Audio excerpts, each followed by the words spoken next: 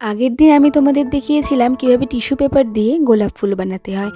আজ আমি দেখাবো আমার যে হোমমেড ক্লেটা ছিল সেটা দিয়ে আমি কিভাবে গোলাপ ফুল বানালাম। প্রথমেই আমি ক্লেটার সঙ্গে একটু পিঙ্ক কালার মিক্স করে নিয়ে লাইট পিঙ্ক কালারের একটা শেড নিয়ে এসেছি। এরপর ক্লেগুলোকে সমান কিছুটা টুকরে ভাগ করে নিয়েছি। পাপড়িগুলো করার জন্য আমি এরকম গোল গোলভাবে করে নিয়েছি। আর কিভাবে করেছি সেটা তো দেখতেই পারলে। পরপর পাপড়িগুলোকে একটার পর একটা বসিয়ে নিয়ে রোল করে তারপর ছুরি দিয়ে মাঝখানটা কেটে দিলাম।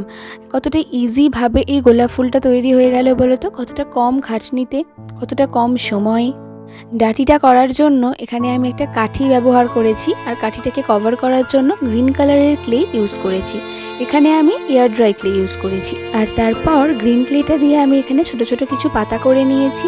আর আমার গোলাপ ফুল দুটো কিন্তু একদমই রেডি হয়ে গেছে। কেমন হয়েছে জানাতে ভুলো না। টাটা।